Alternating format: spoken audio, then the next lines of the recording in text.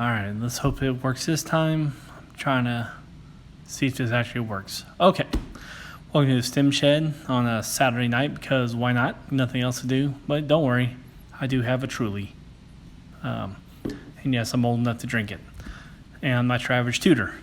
But today I'm going to be going over something I've always found important, and that is the importance of a textbook.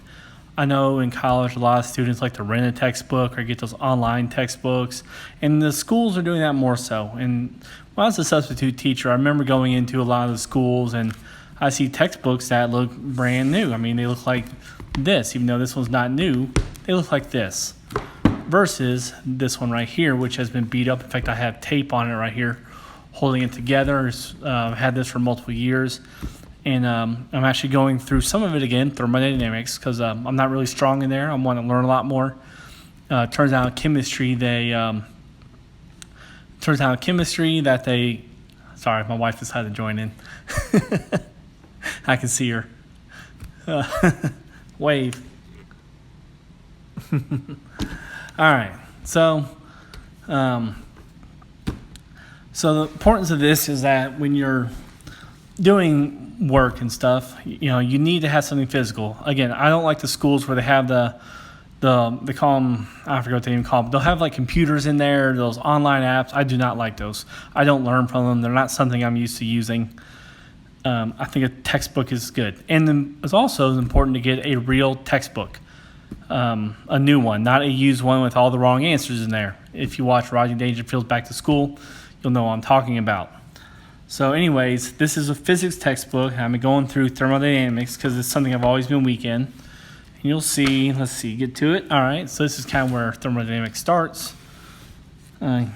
Easy peasy. One thing you might notice I do in these is I underline things. So you'll see that I underline things here. Underline this, and I read this. I use like one of those like gel pens, just a little G7. To get through it. Some of the stuff I know. This is actually what they teach you a lot in chemistry, so I was able to skip this, but they don't teach you a lot of other stuff until you get to thermodynamics.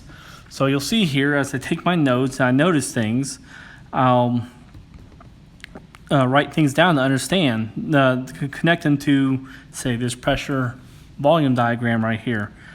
So you'll see I wrote there's same pressure going down, so the same pressure going up. That's your Newtonian law there. It must be equal opposite reaction to a force. Come over here, they're teaching isotherms and continue on. And again, you notice here, again, I'm underlining things a lot. I highlight things that are important to me. You'll see up here, I've done work. I've actually done work up here for a problem, just kind of mimicking what they did. And you continue on over, still highlighting things. So let me go find a good example. I think chapter 18 has some good stuff. Hold on. Okay, so as you can see in chapter 18, I'll do a little bit more word. This one's a little more mathy, which I enjoyed. So you'll see here, they give you this one formula here, and you continue on, and you go over right here, and you can see I wrote in this. You'll notice these margins right here. This book has lots of margins. You'll see margins here, margins there, all right? So in your undergraduate books, most of them, you generally have this big space right here. I don't necessarily know it's for notes, but use them for notes. They're great.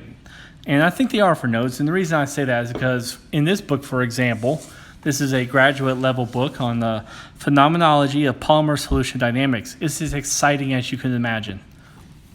So you can see it's a little bit more basic, but I still underline things. There's still room but there's not room for notes. You'll see right here that it's just, pictures here. And that's all. In fact, that's all it is here is charts. Again, it's a graduate level class. It's for people getting master's degrees in some kind of polymer chemistry. And I still take notes on it. You'll see right here, I'm doing some notes things just so I can have a better picture of things I may not quite understand. But going back to the physics books, you'll see, again, that I rewrite what I had over here down. I rewrite what I had over here, and then I try and match things up. And a good example of why I do that is, let's see, not this one, but you can see I messed up. I scribbled out, but it's fine. It's your book. And again, I think schools should give these books to students from elementary, and I'm speaking of like a high school level. So I think, yeah, you should, at least from middle school and up, you should be given these books and you should write in them. I mean, the government wastes tons of money on schools with pointless things. And again, I see books in brand new conditions. So, but you'll see here, again, I keep writing. And this problem right here is an interesting one. It's an example of a note taking I can do and you can get your kid to do. Is that, okay, so I went through and I started picking through formulas trying to solve this problem. And they give you this, and this is a lot of information. You have 1 mole of helium at pressure 1 atmosphere at 300 Kelvin. And they're asking you, what's the largest average translational kinetic energy per molecule? All right, so that's a lot of information. So I start writing things down to confirm. And then after figuring out that, after I matched these all together, that they weren't matching up because there was no volume, which I wrote no volume, is given in this. There must be something else to it. And then I realized this I had underlined up here. A molecule's average translational kinetic energy depends only on the temperature. Here's the temperatures. So which one's the biggest one? 600 Kelvin. And so I wrote, look at note, page 548. Back over here, 548. There is my note. So again, the textbooks, I know they can be expensive, but also you do not have to buy a, say, brand new latest edition textbook. You don't have, I mean, this one here, I got this, I don't know, 8 years ago, I would say. I was at Georgia State at the time, probably 2011, 2012, somewhere in there. Physics for Scientists and Engineers, 2nd edition. Well, guess what? Unless you're in a graduate level class, doing a state-of-the-art research, this is going to be good enough.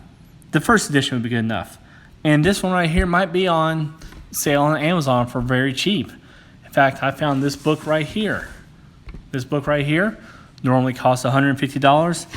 I looked on Amazon one day. I was saving up for it, and then I saw that it was on sale for $17.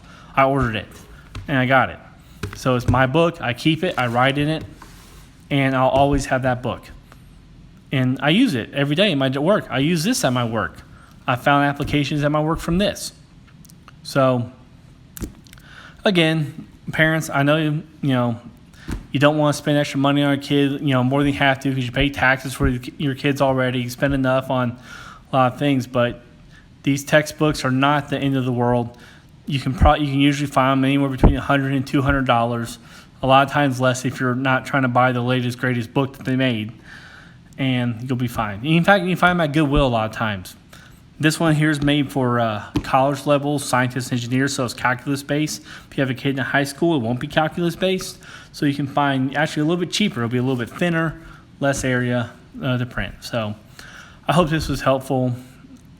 So as a lot of you guys are transitioning to a homeschool-based system or homeschool learning or learning at home, this is a good approach to have, is just have a textbook handed to them. Do this in conjunction with stuff like Khan Academy. They can watch the Khan Academy, but if they're staring at Khan Academy, it's good because it gets them a really good idea, but they need to go through and reread it again and get an understanding of the math. And if they do that, they'll start learning better and better and better, and they'll be less dependent on a classroom teaching environment. So hope this helped.